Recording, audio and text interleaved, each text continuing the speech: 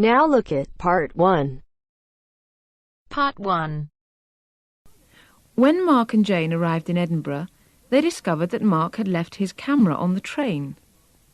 At the Lost and Found office, he has to fill in a lost property form. First, you have some time to look at questions 1 to 4.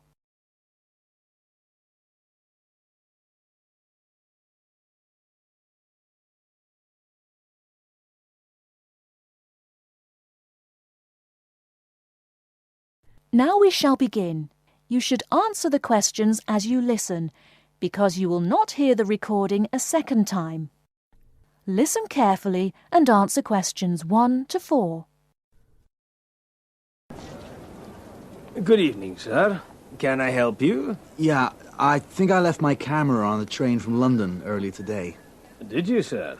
Oh, well. In that case, we'd better fill in a lost property form. Can you tell me your name? Yeah, it's Mark Adams. Okay. Your address? You mean in Britain or in the States? How long are you staying? Oh, I've still got a few months in Britain. Okay, then. Can you give me your address here? Right. It's 21 Thames Drive, Leigh-on-Sea. That's Leigh on Sea, Essex.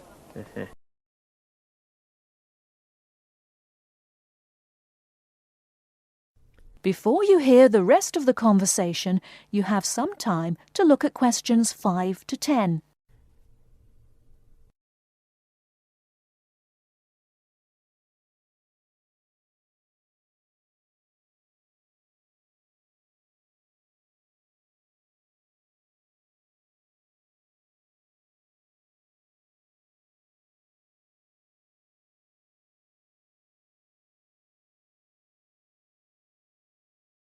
Now listen and answer questions 5 to 10. Do you want the phone number? Yes, I'd better have that. Okay, 0702 35211. Thanks. And you say it was a camera. What make and model? It's a Ricoh. Ricoh. How do you spell that?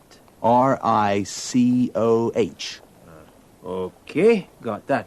Now, you say it was the London train. What time did it arrive in Edinburgh? At 4:55 this afternoon. Exactly on time. Well then, if we find it, sir, shall we phone you? No, I think I'll drop in the day after tomorrow to check up. Right you are, sir. We'll do our best.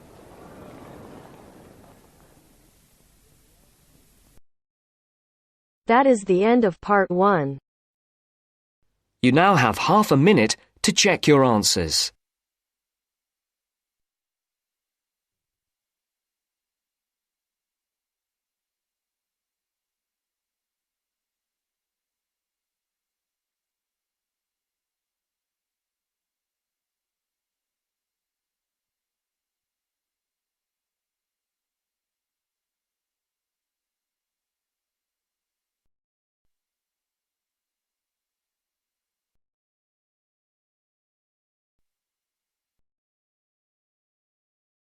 Now turns to Part 2. Part 2. First, you have some time to look at questions 11 to 16.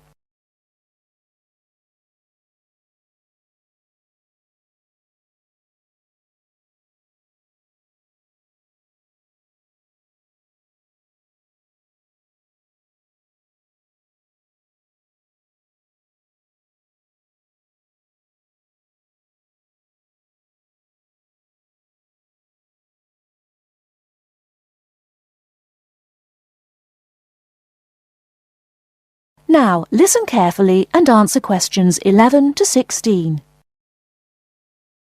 Hello, Sue. Fancy meeting you here. It is Sue Johnson, isn't it? Oh, hi, Jill. It must be ages since we've seen each other. What a surprise. How are you? Yes, well, I'm fine. I just got back from 2 years teaching in Hong Kong, actually. Oh, I thought you'd gone into computing or nursing.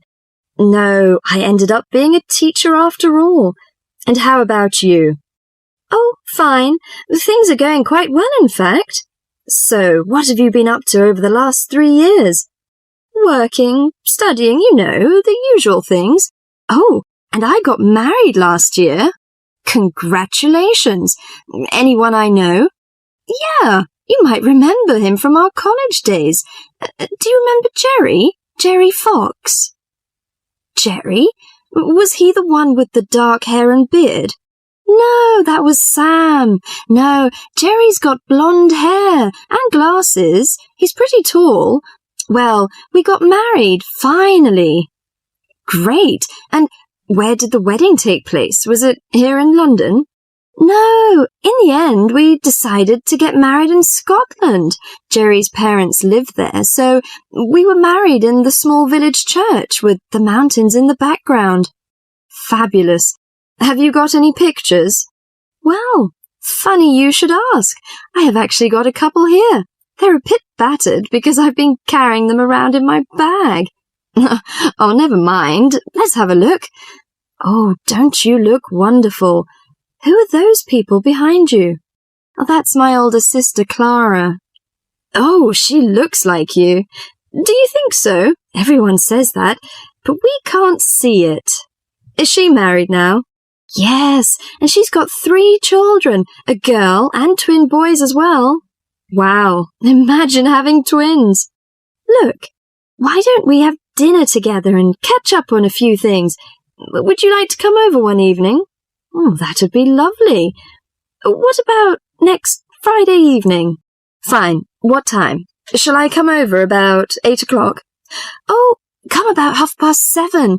I'm usually home around 6:30, so that'd give me plenty of time to get dinner ready. Oh, fine. And, one last thing. Where do you live? What's the address? Oh, good thinking. Here's my card. The address is on the back. We've got a flat in an old house. We live on the 3rd floor of a large old house. The house has been converted into flats, so when you arrive, you'll need to press the bell second from the top. The bell second from the top, okay? There's a little intercom arrangement, so I can let you in. Right, okay, see you on Friday then.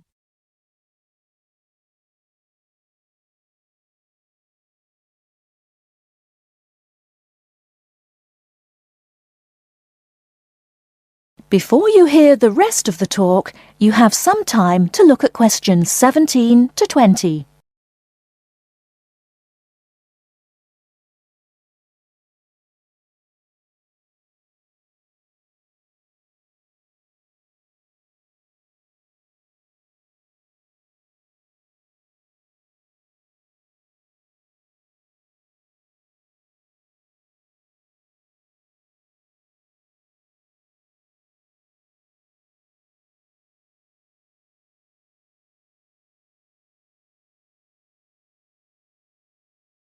Now listen and answer questions 17 to 20.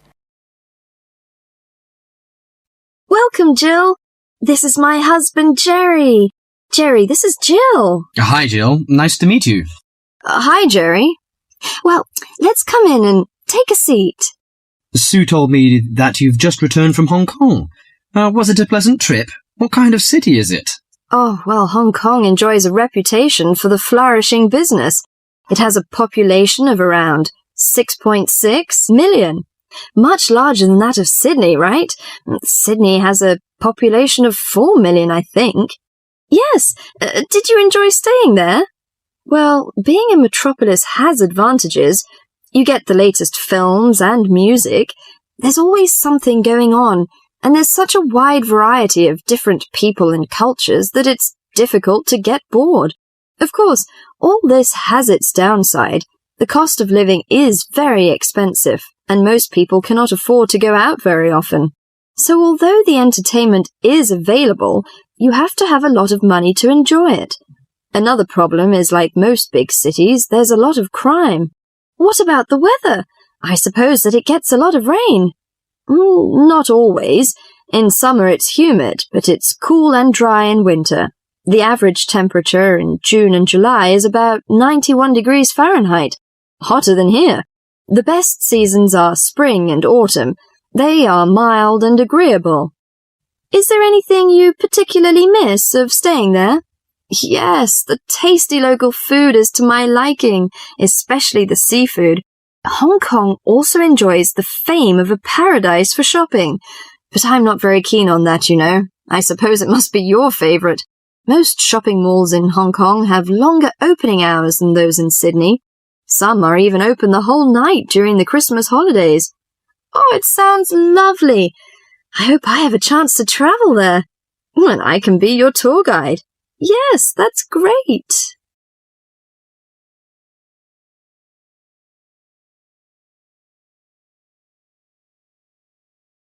That is the end of part 2.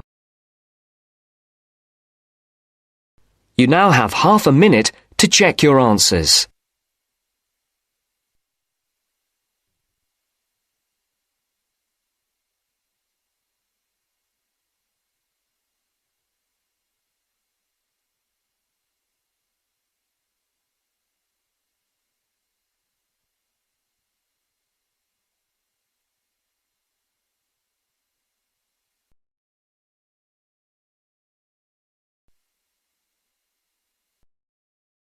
Now turns to part 3.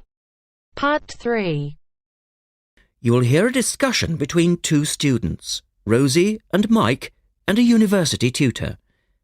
In the first part of the discussion, they're talking about a survey they have conducted on local entertainment. First, look at questions 21 to 26.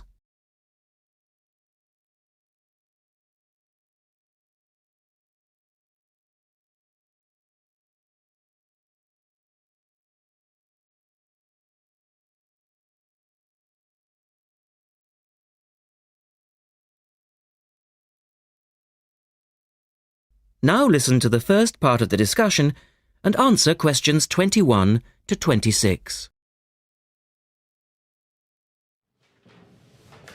Good morning, everyone.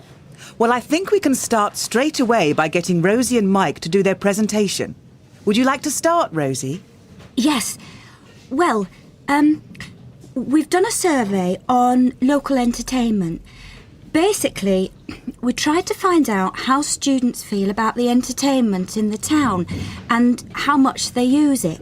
Yes, so we've called our project Out and About. Yes, that's a good title, Out and About. We wanted to find out how well students use the entertainment facilities in town, whether they get to see the latest plays, films, that kind of thing. Now, we have our own facilities on campus, of course. Oh, yes. We deliberately omitted those as we really wanted to examine outside entertainment in the town as opposed to on the university campus. Actually, there were a lot of areas to choose from, but in the end, we limited ourselves to looking at 3 general categories: cinema, theatre and music. Right. OK, well, first of all, cinema. In the town, there are 3 main places where you can see films. There's the new multi-screen cinema complex, the old Park Cinema and a late-night Odeon. So, if you look at this chart, in terms of audience size, the multi-screen complex accounts for 75% of all cinema seats. The Park Cinema accounts for 20% of seats, and the late-night Odeon has just 5% of seats. As you probably know, the complex and the park show all the latest films, while the late-night cinema tends to show cult films. So, when we interviewed the students, we thought the complex would be the most popular choice of cinema. But surprisingly, it was the late-night Odeon. Yeah, and most students said that if they wanted to see a new film, they waited for it to show at the park, because the complex is more expensive and further out of town, so you have to pay more to get there as well. Yes, and that adds to the cost, of course, and detracts from the popularity, evidently. Well, next, we looked at theatres. The results here were interesting because, as you know, there's a theatre on campus which is popular, but there's also the Stage Theatre in town, which is very old and architecturally quite beautiful. And there's the large modern theatre, the Ashtop, that has recently been built. So you just looked at the 2 theatres in town? Yes, but the thing about the theatres is that there's a whole variety of seat prices. Also, the types of performance vary, so students tend to buy seats at both and like using both for different reasons. And if they want cheap seats at the ash top, they can just sit further from the front. What we did find that was very interesting is that there are periods during the year when students seem to go to the theatre and periods when they go to the cinema. And we really think that's to do with budget. If you look at this graph, you can see that there's a peak around November, December when they go to the theatre more, and then a period in April, May when neither is particularly popular. And then theatre viewing seems to trail off virtually, while the cinema becomes quite popular in June, July. I think you're probably right about your conclusions. In the second part of the discussion, Rosie and Mike talk about different music clubs. Look at questions 27 to 30 first.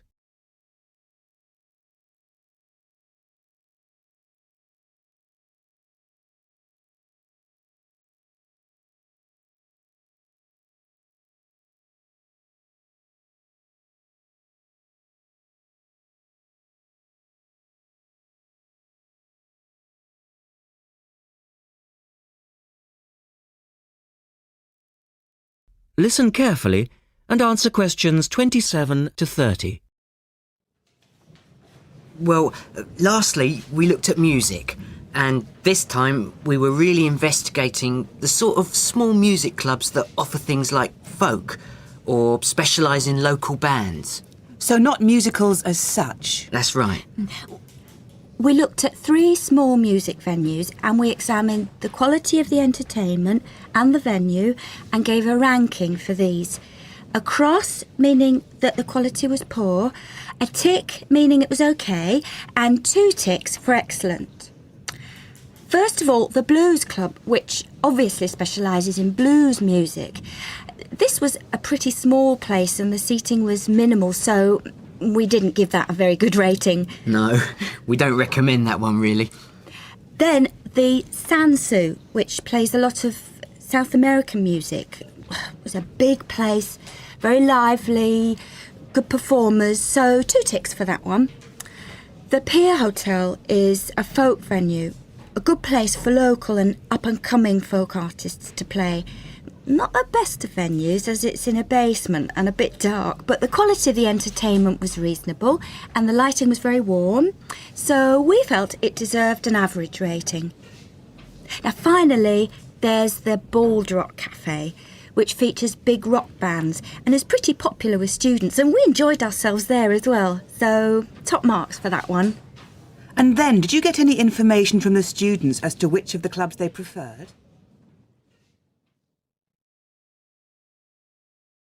That is the end of part 3. You now have half a minute to check your answers.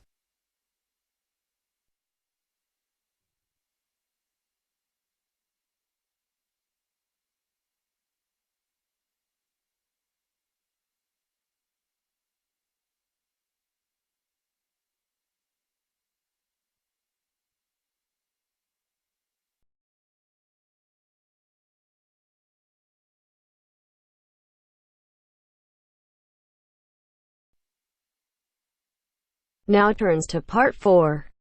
Part 4. You are going to hear a talk about the English policeman. As you listen, complete the notes below. First, you have some time to look at questions 31 to 40.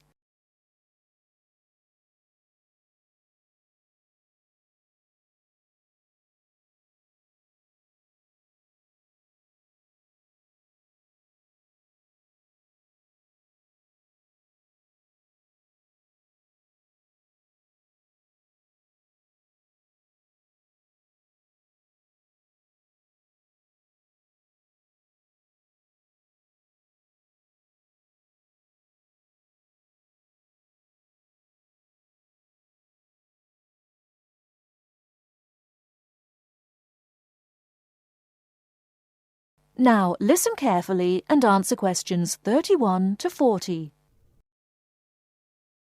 The English policeman has several nicknames, but the most frequently used are Copper and Bobby. The first name comes from the verb to cop, which is also slang, meaning to take or to capture, and the second comes from the first name of Sir Robert Peel, the 19th century politician who was the founder of the police force as we know it today. An early nickname for the policeman was Peeler, but this one has died out. Whatever we may call them, the general opinion of the police seems to be a favourable one, except, of course, among the criminal part of the community, where the police are given more derogatory nicknames which originated in America, such as Fuzz or Pig. Visitors to England seem nearly always to be very impressed by the English police. It has, in fact, become a standing joke that the visitor to Britain, when asked for his views of the country, will always say, at some point or other, "I think your policemen are wonderful." Well, the British Bobby may not always be wonderful, but he is usually a very friendly and helpful sort of character. A music hall song of some years ago was called, "If you want to know the time, ask a policeman." Nowadays, most people own watches, but they still seem to find plenty of other questions to ask the policeman. In London, the policemen spend so much of their time directing visitors about the city that one wonders how they ever find time to do anything else. Two things are immediately noticeable to the stranger when he sees an English policeman for the first time.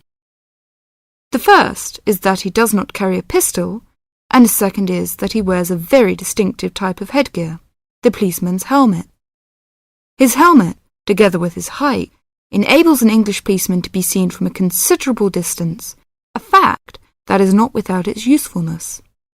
From time to time it is suggested that the policeman should be given a pistol, and that his helmet should be taken from him. But both these suggestions are resisted by the majority of the public and the police themselves. However, the police have not resisted all changes. Radios, police cars, and even helicopters give them greater mobility now. The policeman's lot is not an enviable one, even in a country which prides itself on being reasonably law-abiding. But, on the whole, the English policeman fulfills his often thankless task with courtesy and good humour, and with an understanding of the fundamental fact that the police are the country's servants, and not its masters. That is the end of part 4. You now have half a minute to check your answers.